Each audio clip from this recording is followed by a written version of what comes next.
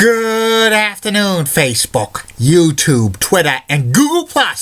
This is Rich again, back for your second video blog of the day for Thursday, March 17, 2016, around 5:10 in the afternoon, Billerica, Massachusetts. It's sunny out in Billerica, Massachusetts right now, but some places in New England are having severe thunder showers, lightning, and heavy wind. And it's in the 60s, a little bit humid.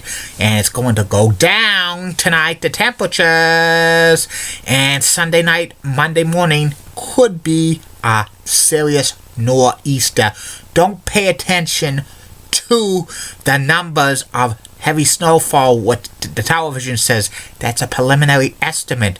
When it gets to the snow, they'll fine-tune it and stuff. So don't freak out if it's 16, 17 inches right now, because more likely than not, it's could be lower, or could miss us entirely. So stay tuned.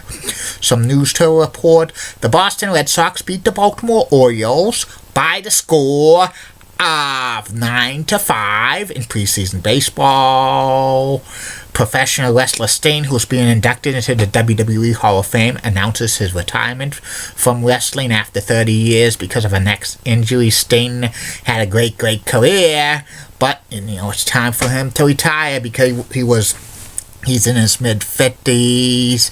In my opinion, Sting should have been wrestling at all for the past maybe 5 years because he didn't really look good.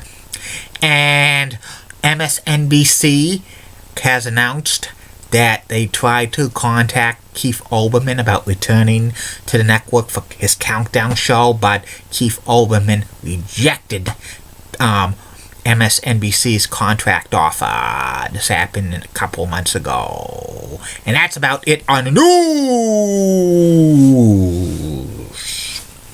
My second video blog subject of the day is about the classic TV game show All-Star Blitz.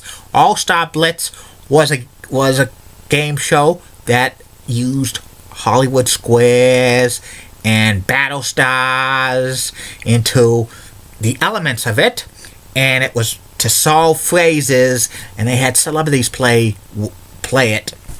And it was produced by Mel Heater Productions, and it was on ABC from April 8th, 1985 through December 20th, 1985, hosted by Peter Marshall, and the announcer was John Harlan.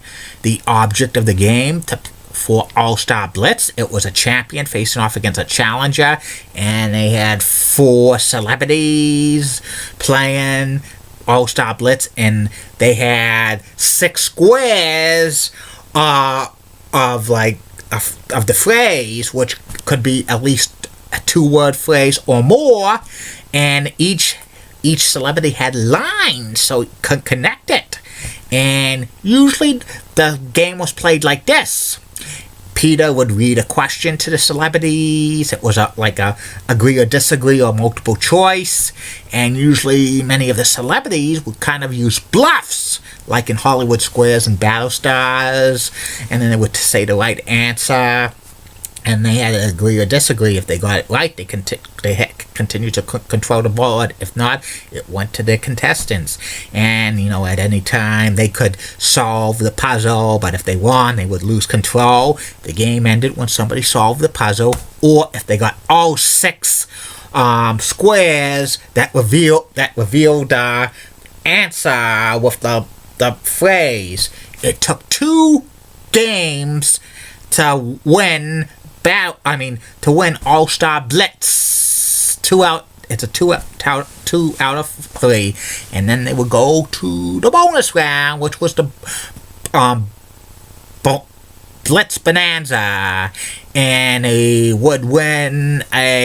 contestant would win a prize, and they usually had the celebrities model the prizes they had. They didn't have like a game show model doing it, probably to save money. And then they would have a bonus blitz jackpot, which started at $10,000, and they had one final bonus blitz bonanza puzzle, and they got 4 spins, and each spin they would land on a square, and they would reveal the puzzle, and they had up to 4 spins. They could have got a maximum of four of the 6 squares. But if it landed on a box that was already taken, it would be a wasted spin. If they got less than 4 4 squares, then the contestants had the option of having one more final spin. They would have to forfeit the prize they got, or they could walk away. Sometimes they would forfeit the prize they won to get one final spin to get the square that they did not hit yet. But if they hit the other square, it's just wasted, and they would have to guess it. And if they got it right, they would win what was in the bonus bonanza jackpot, the blitz bonanza jackpot. If not, they would get $250 for each square they hit. And the bonus bonanza jackpot started at $10,000, and it was capped at $25,000. So potentially they could get up to $25,000. And contestants stayed on there a maximum of 4 times, no matter if they won the blitz bonanza jackpot or not. And All-Star Blitz premiered. It was at 11 a.m. on ABC for about 3 months. They faced off against the first half of The Price is Right on CBS and Wheel of Fortune, but they were getting trounced in the ratings. And then they were moved to 11:30 in June of 1985 when Family Feud got axed, but the ratings did not improve. And in December of 1985, ABC gave All-Star Blitz the pink slip, and All-Star Blitz reruns showed up on the USA Network for about 9 months in 1986, kind of roughly how long it lasted on ABC, give or take a few weeks or so.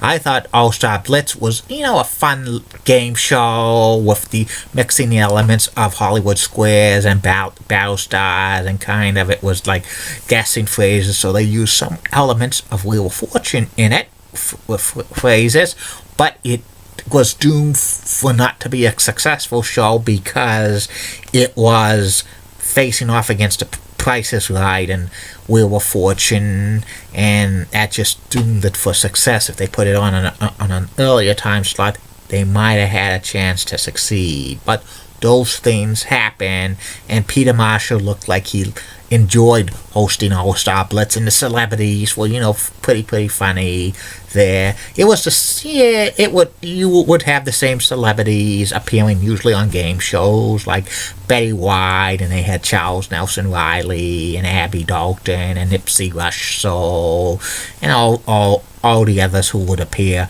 on game shows. So it was a fun show, and that's about it on All-Star Blitz. That was a great theme song they had, All-Star Blitz. And I'll be back with third and final video blog of the night, which will be about Major League Baseball Hall of Fame shortstop, the late, great Joe Cronin. Not related to my former co-worker at Hot Hanks Data Technology, Bruce Cronin, who's a die-hard Yankees fan. Want to put a wager on that, Richie?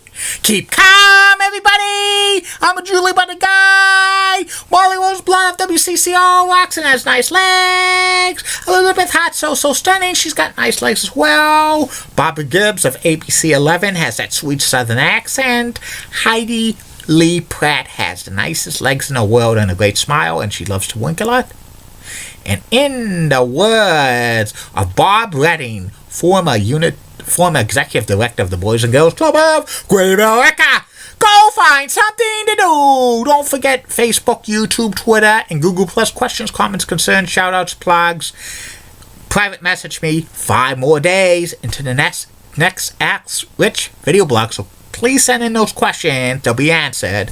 And if you want to Skype me, add my name, Rich Salazar, and we'll Skype with you. Goodbye. See you in the night.